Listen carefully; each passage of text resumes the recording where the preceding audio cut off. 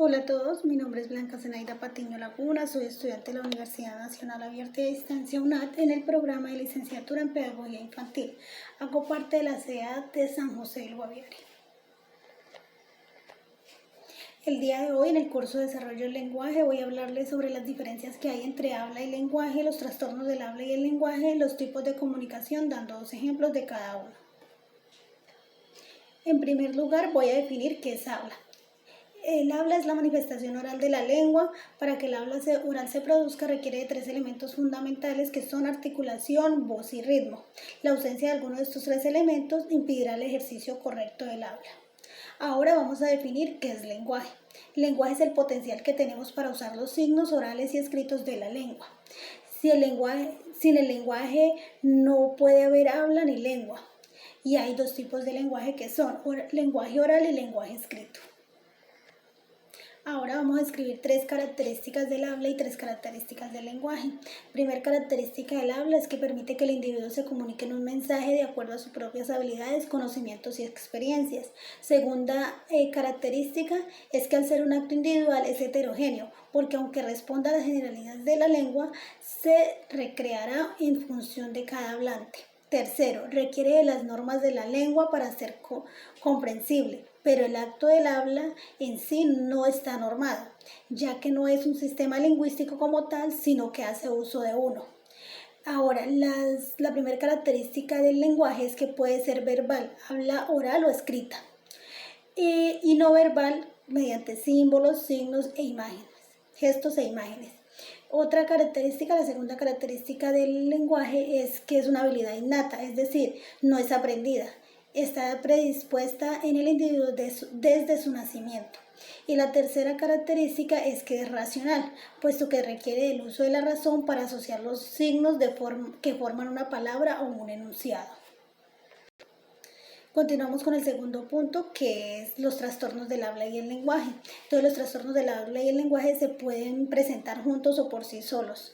Los niños nacen listos para aprender el lenguaje, pero necesitan aprender de los lenguajes que en su familia o en su entorno se usen. Los niños en desarrollo pueden tener problemas con algunos sonidos, palabras y oraciones mientras estén aprendiendo. Sin embargo, la mayoría pueden usarse el lenguaje fácilmente alrededor de los 5 años. Alrededor de los 5 años de edad, todo niño en su mayoría ya pronuncia bien, asocia palabras, oraciones completas y ya su pronunciación cada día es más clara. Voy a describir 2 trastornos del habla, que uno es la dificultad para formar correctamente las palabras o los sonidos específicos, y la otra es la dificultad para hacer que las palabras o las oraciones fluyan sin problema, como en el caso del tartamudeo o balbuceo. Los trastornos del lenguaje, hay uno que se llama afasia, que es la dificultad para entender o hablar partes del lenguaje debido a una lesión cerebral o a cómo funciona el cerebro.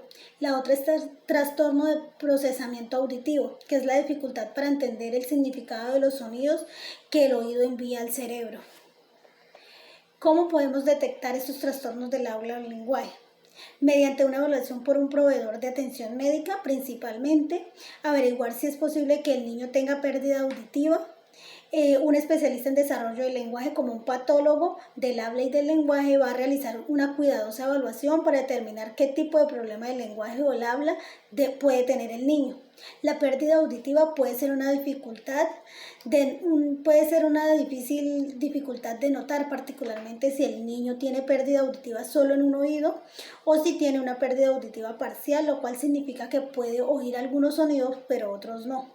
Todo esto hace parte de las dificultades o de los trastornos del habla y el lenguaje. Si un niño no escucha bien, nosotros como padres, como educadores, como maestros, cuidadores, debemos de estar al pendiente y muy cuidadosamente identificar todos estos signos de alerta, todos estos signos de alarma para así poder, si un niño tiene 5 años, 4 años y le hablamos, él no responde, no sigue, no acata órdenes, no sigue lo que uno le indica, puede ser que el niño tenga problemas de auditivos. Entonces es muy importante y recomendado para los papás, si presentan alguna de estas dificultades, llevarlos al centro de salud, a un médico especialista para que él realice su debida evaluación y así determinar qué tipo de trastorno o qué tipo de problema tiene. Por último, vamos a hablar de los tipos de comunicación. Hay varios tipos de comunicación. En este caso vamos a hablar sobre el tipo de comunicación verbal y el tipo de comunicación no verbal.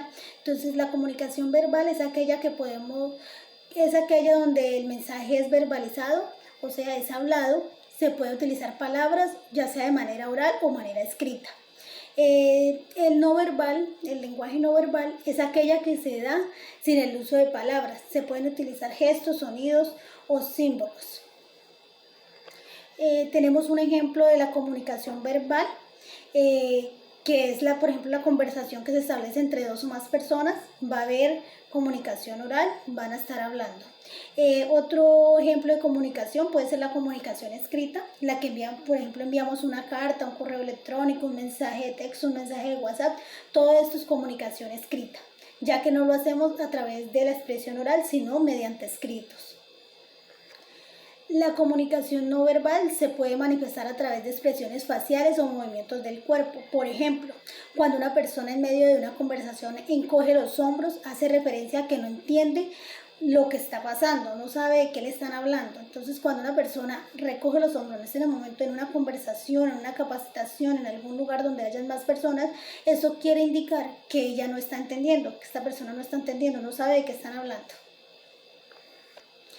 Otro ejemplo de comunicación no verbal es donde se emplean los sonidos. Por ejemplo, puede ser cuando en el salón de clases suena la campana, todos los niños ya saben que ese sonido es porque ha terminado la clase y pueden salir o pueden cambiar de clase. Entonces, esto es comunicación no verbal a través de sonidos. Bueno, queridas personas, espero que este video les sirva de algo. Nos vemos para la próxima. Muchas gracias.